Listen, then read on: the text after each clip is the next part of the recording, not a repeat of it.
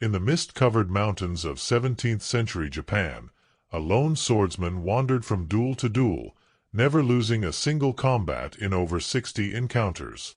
His name was Miyamoto Musashi, and he would become not just Japan's greatest swordsman, but one of history's most profound teachers of self-discipline and mastery. Today, nearly 4 centuries after his death, his principles remain startlingly relevant for anyone seeking to build unshakable self-discipline in our modern world. Musashi's life was not one of privilege or formal education. Born in 1584 in a time of constant warfare, he survived his first duel at age 13 and spent the next 3 decades perfecting his craft through relentless practice, countless battles, and unwavering commitment to his path. What made Musashi extraordinary wasn't just his skill with a sword, but his ability to forge an iron will through practical principles that anyone can apply to their own life. The foundation: accepting discomfort as your teacher. Musashi's first and perhaps most important lesson in self-discipline is this: embrace discomfort as your greatest teacher. Unlike many warriors of his era who enjoyed the comforts of castle life, Musashi deliberately chose a path of hardship. He slept in caves, endured harsh weather, and subjected himself to conditions that would break most people. But this wasn't masochism, it was strategic training. In his masterwork, The Book of 5 Rings, Musashi writes, "Do not seek pleasure for its own sake." This principle cuts to the heart of why most people struggle with self-discipline. We live in an age of unprecedented comfort and convenience. We can have food delivered with a tap, entertainment streamed instantly, and dopamine hits on demand. Our brains have been hijacked by comfort, making discipline feel like swimming against a powerful current. Musashi understood that comfort is the enemy of growth. Every time you choose the easy path, you're training yourself to be weak. Every time you hit snooze instead of waking up, choose the couch over the workout, or scroll instead of studying, you're reinforcing patterns of weakness. Musashi would spend entire days in meditation caves, training his mind to remain focused despite physical discomfort, hunger, and the seductive pull of distraction. To apply this principle today, start small but be consistent. Take cold showers. When your alarm goes off, get up immediately without negotiation.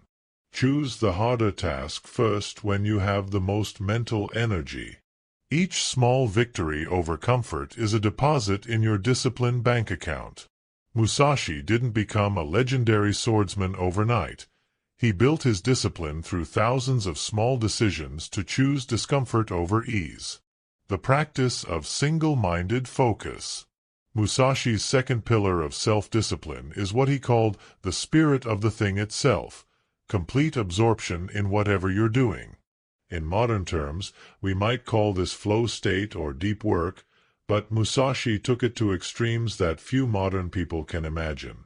When Musashi practiced sword techniques, he wasn't mindlessly repeating motions while his thoughts wandered elsewhere. He brought his complete attention to every movement, every breath, every muscle fiber. This level of focus transformed routine practice into something transcendent. He writes, "Think lightly of yourself and deeply of the world," meaning to remove your ego from the equation and become fully present with what is. In our modern world, we're drowning in distraction. The average person checks their phone over 80 times per day.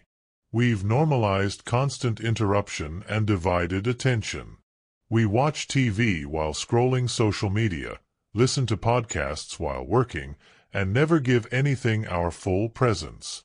This fragmentation of attention is the opposite of Musashi's way and destroys any hope of building real self-discipline. True discipline requires the ability to direct your full attention to a single task for extended periods.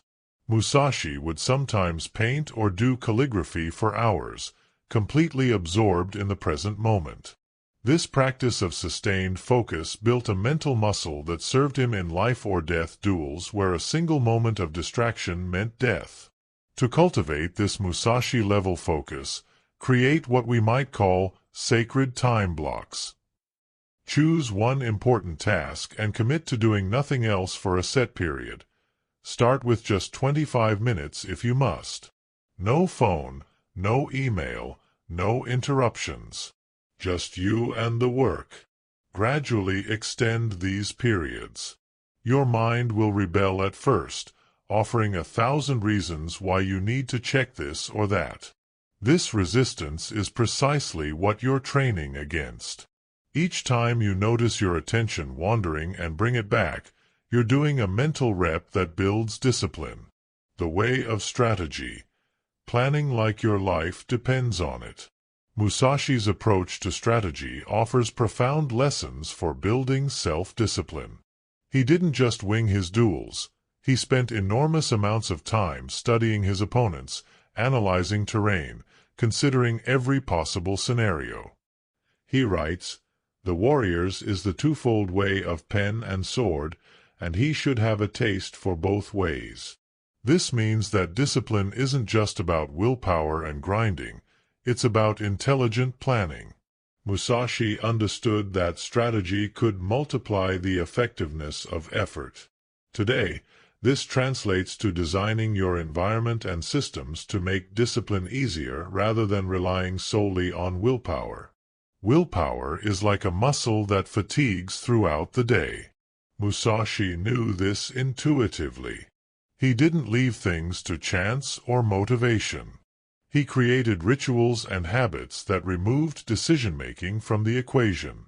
He had set times for practice, meditation, and study. This structured approach meant he didn't waste precious mental energy deciding what to do. He simply followed the plan. In your life, this means becoming strategic about discipline.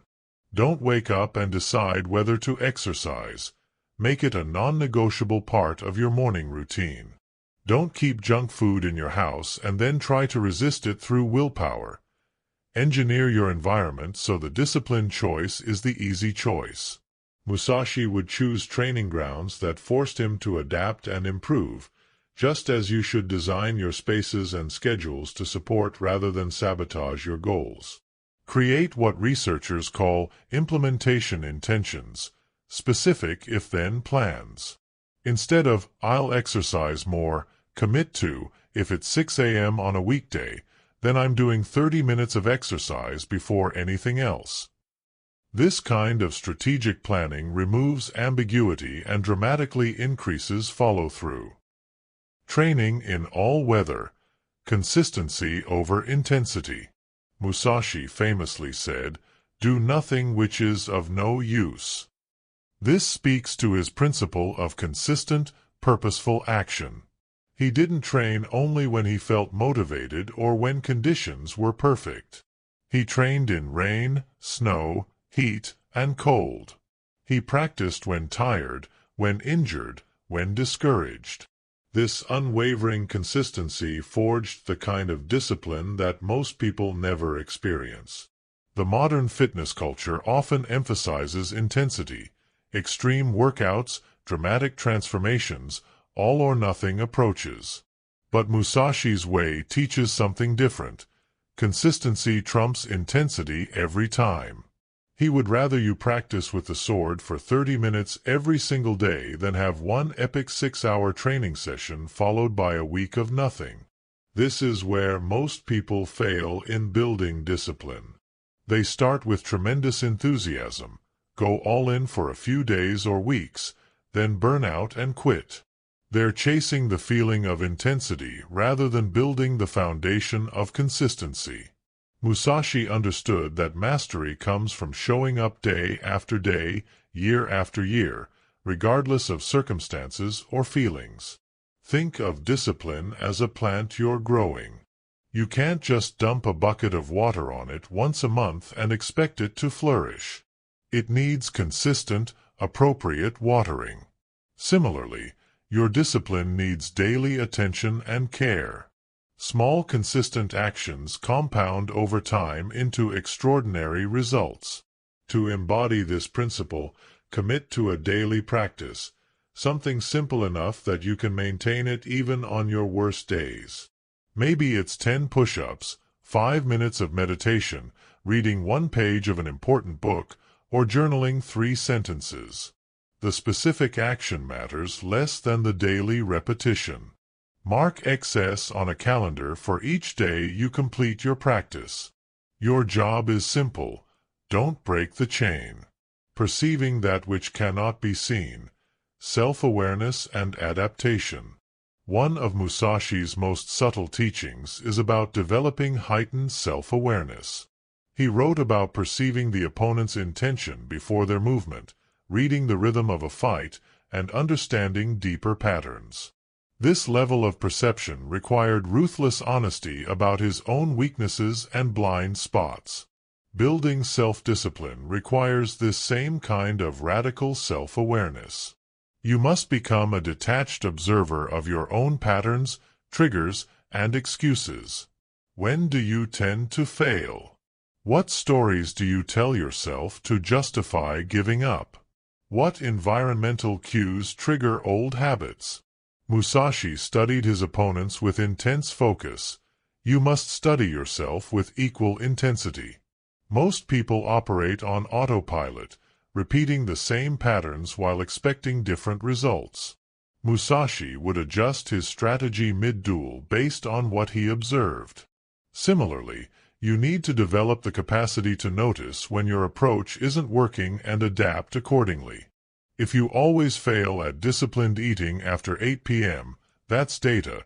Don't just beat yourself up, change your strategy. Maybe you need to go to bed earlier, have a specific evening routine, or remove temptation from your environment. Keep a disciplined journal. Each day, note your successes and failures without judgment. Look for patterns over weeks and months. What times of day are you strongest? When are you most vulnerable? What thoughts precede giving in to distraction or temptation?